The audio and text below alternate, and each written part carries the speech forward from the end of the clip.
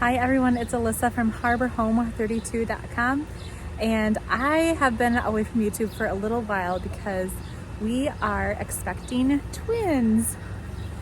I am 24 weeks with a boy and a girl, fraternal twins, which we are so thrilled about. If you want to hear a little bit more about our infertility story and my PCOS story and how how that changed the way we eat, the way we live, all that kind of stuff, you can check out this video here.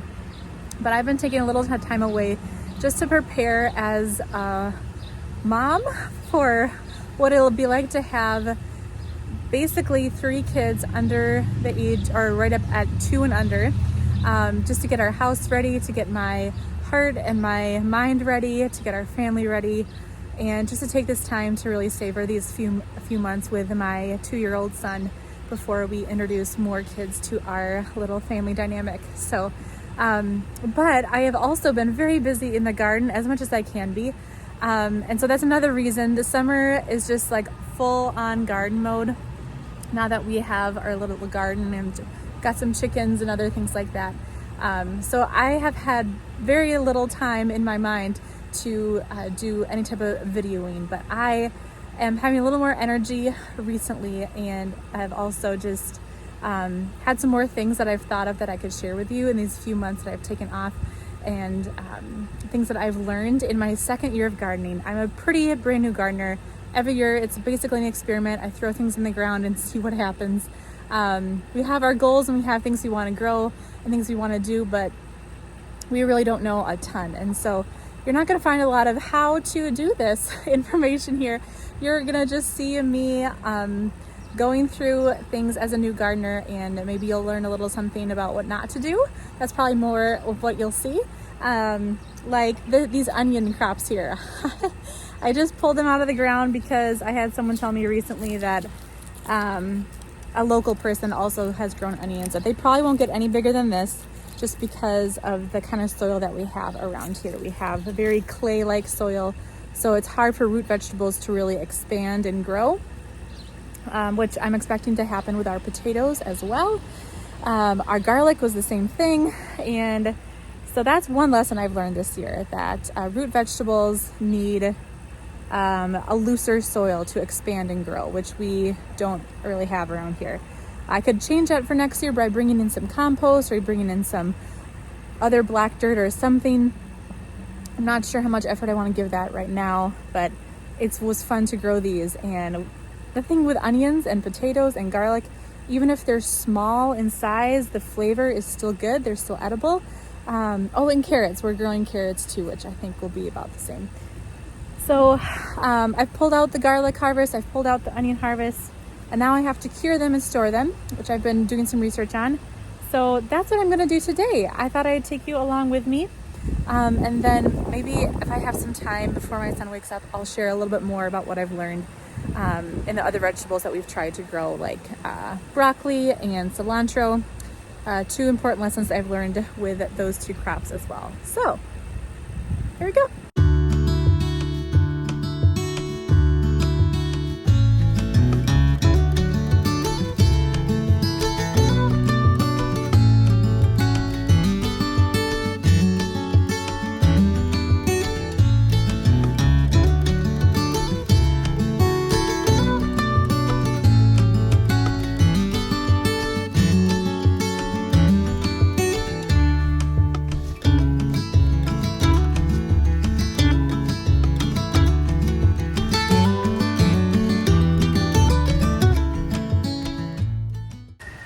I have no idea if this will hang well. I'd like to hang it in my kitchen just for an easy, chop one off and use it as I cook, but I've never done this before, so I think this will work. Yeah. So the next thing I need to do is I need to cure these onions. I've been doing a little bit of research on YouTube, and again, first time doing this, but what I've learned so far is that I need to let them dry in well ventilated space, kind of sheltered, but still it doesn't have to be in a dark space. It can be in the sunlight or half sun or whatever.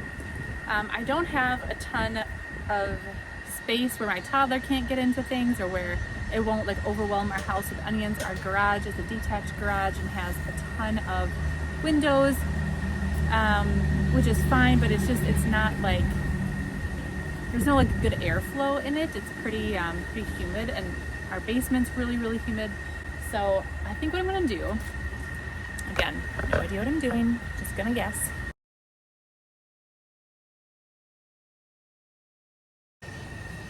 Okay, so I finished putting everything on this little trellis here, as you can see. As you can tell, I can't remember how many I planted, but I got about 45 of the yellow onions and then maybe 20 something of the red. So that is, yeah, what we have. If they were full-size onions, man, we'd have a lot of onions. It'd be great. But these little guys will probably eat up by the time Christmas comes around, but that's okay. So yeah, I'm gonna put these in our front porch, and in about a week or so, they should be dried enough that I can braid them together like I did the garlic, and we'll see.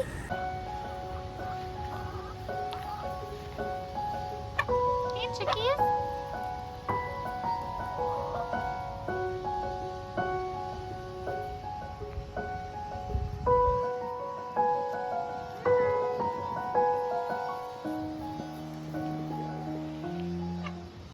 Here's our garden that we have been working hard at. I'm pretty proud of how much I've weeded despite how I've been feeling in my belly and whatnot. But we've got our beautiful tomatoes that are growing. Our tomatoes did really well last year, and they're doing great this year. I mean, look at this. They're out of control.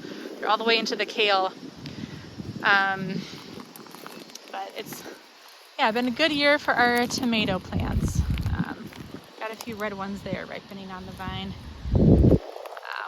Our kale too has always done really well. Our second year doing kale, and my gosh, I planted way more than I actually laid out in my little garden plan this year. So we have a massive amount of kale. Thankfully, my husband has a juicer, so we'll be juicing up a bunch of this kale to make a yummy green drink for ourselves. Swiss chard, as you can see right next to us. And then over here in front of the tomatoes, we have 2 pepper plants, and we are growing some sweet corn. Now, I haven't been a huge sweet corn person for the last 2 years, but I've been noticing a lot of my dietary stuff that I thought I had going on really isn't a problem. I don't know if it's pregnancy and my body just doesn't care what it eats and will digest just about anything. But yeah, I've been really loving the sweet corn this year. We have our sweet peas here, which we're just loving. My son especially loves to come out and nibble at them. We've got 2 green bean plants, some more Swiss chard, and our cucumber patch. 3 major sections of cucumbers. This is the whole area that I just kind of said, I don't really care about the weeds. So whatever's growing is gonna grow. And you know what? It's okay. We're fine with it. But we got some cabbage here growing here. Only 4 of them though have really like developed a good head of cabbage. Everything else shot up really well, and these little small red ones developed a head, but they're not growing much more. It's been about a week since I really have seen any growth from them, so kind of wonder if they're just done and they're going to be smaller. I'm not quite sure. And then we have some lovely carrots here that I'm growing as well. First time growing carrots. Like I said, let's just check these. Yeah, these are going to be quite a while yet.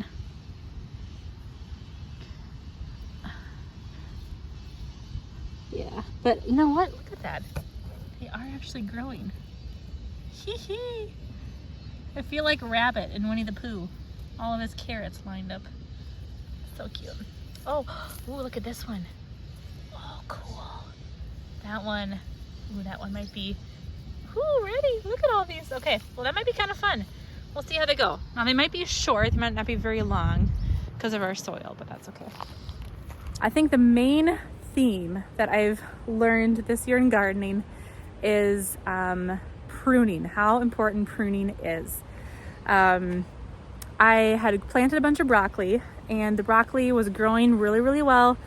And then all of a sudden it bolted, which is a new term I've learned this year thanks to one of my friends, which means that all the energy of the plant shot up and developed a flower. And specifically with broccoli, I guess they really like cooler soil. And so, and I didn't know that, and I just let them grow. And so all of the heat and the energy is shot up into making the flower. And once the flower blooms, it's actually really hard for broccoli to actually develop anywhere else. I would clip the flowers down like I know you're supposed to, and then come out the next day, and again, more flowers. It's just, they would just shoot up overnight, which the term bolting makes a lot of sense with that. And so my friend told me that they probably wouldn't produce anything now that they had bolted. Once they get to that point, they just won't produce anything, which isn't the case with some other crops. You can still prune the flowers back and your produce will still grow, but I guess that's not the case with broccoli. And so I actually just tore up all the broccoli leaves. They were right next to the cabbage. It's a bummer because I really enjoy broccoli, but lesson learned. And I've talked to a few local people around here, and they say that they've had a really hard time growing broccoli too. It can be really finicky. So I don't know if we'll do broccoli again next year. My husband and I also really like Brussels sprouts, actually more than broccoli. So I think that's what we'll do. We might do Brussels sprouts instead of broccoli. But I'll take you over to the herb garden and continue the lesson about pruning. Okay, next to me is my herb bed. This is my cilantro that I tried to grow. This also is what I would consider bolted. So it flowered right away, or not right away, after it grew a little while. And kind of like basil, I thought you could just kind of, keep it from getting to that point, and then pretty soon, or then you could still get a good crop of basil. But I guess anyone that's grown cilantro a lot can chime in here on the comments, let me know. I don't think that's the case with cilantro. Like, you can see a few leaves down here, like that look like cilantro leaves. But after they flowered, I wasn't able to get any good cilantro leaves. They're just all these really woody sticks with flowers at the top. So I'm pretty sure our cilantro is bye-bye. But I'm just not sure I like it enough to keep growing it. I might as well use the space for something else. I'm really obsessed with rosemary and thyme and sage and oregano and basil, kind of all of your like Italian seasonings, which, oh my gosh, let me tell you about all the Italian food I've been obsessed with recently. Oh, I don't know if it's the pregnancy, probably is. I can't get enough of Italian food. So I think that's what we'll do next year. And the mint, we also have mint growing here, which is just beautiful. I've got a few recipes on my blog that you can use fresh mint with, a mango salsa that has mint in it, as well as a mint and parsley salt dressing, a yogurt dressing. And oh my gosh, it's so good. I am back. So as you can probably tell, this is a different day, different outfit. Oh my gosh. All of our chickies heard me and they just came basically flying over. I'm starting to realize our fence is maybe a little too short for these new spring chickens that fly. Our old ones don't fly, the young ones do. Oh my goodness. Clipping wings. Does anybody know anything about clipping wings? Is that something I have to do with new chicks? Please leave a comment below if that is the case.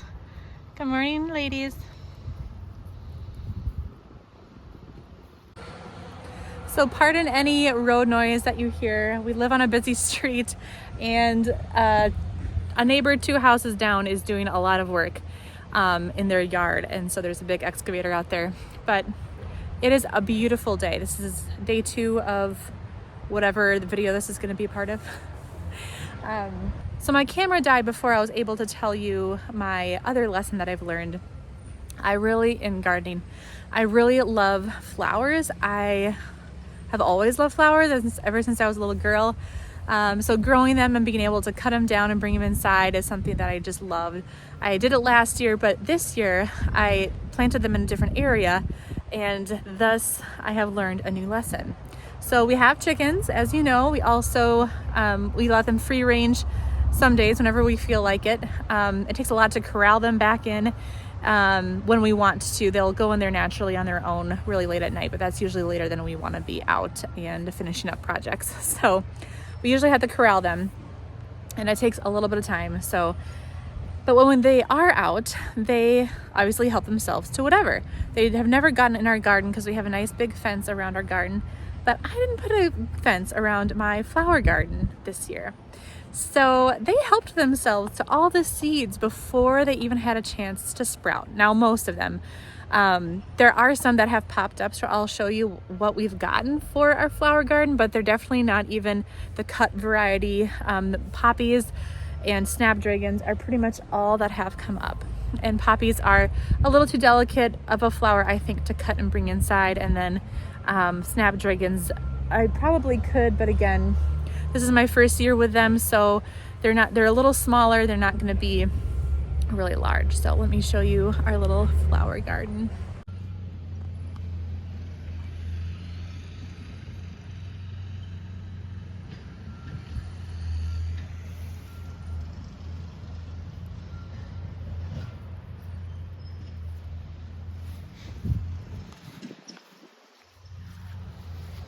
So our one row of snapdragons. Everything else is basically weeds now, and little flowers that have been shoot off. But our row of poppies over here have stayed, and they're really pretty, even so sporadically. I think this is an Aramanth plant that will pop up really, really tall. Like this thing can get probably 3 feet tall, and they're beautiful. But it looks like we only have one that's survived the chickens thus far. So, lesson learned. If you don't want flowers invading your chicken, or chickens invading your flowers, put a fence around it. Oh well.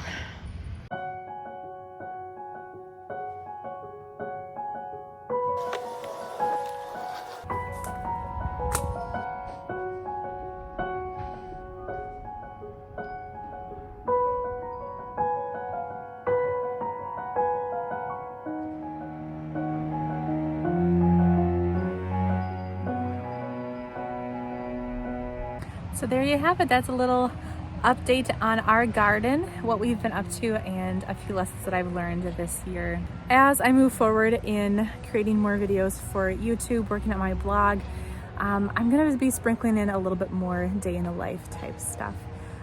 It's something that comes a little bit more easily to me, just with, that's just kind of where we're at in life.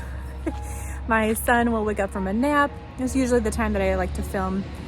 And if I have my tripod set up with my camera and everything, he will come down, jiggle it, knock it over. I've broken a lens or two doing that. And so it's something a little bit more casual is what's probably going to be best in this stage of life, especially adding 2 more little babies to our family. And I would also love to be able to share with you guys some things I learned along the way of twin mom life. I know there are so many people out there having twins. It's become more and more common.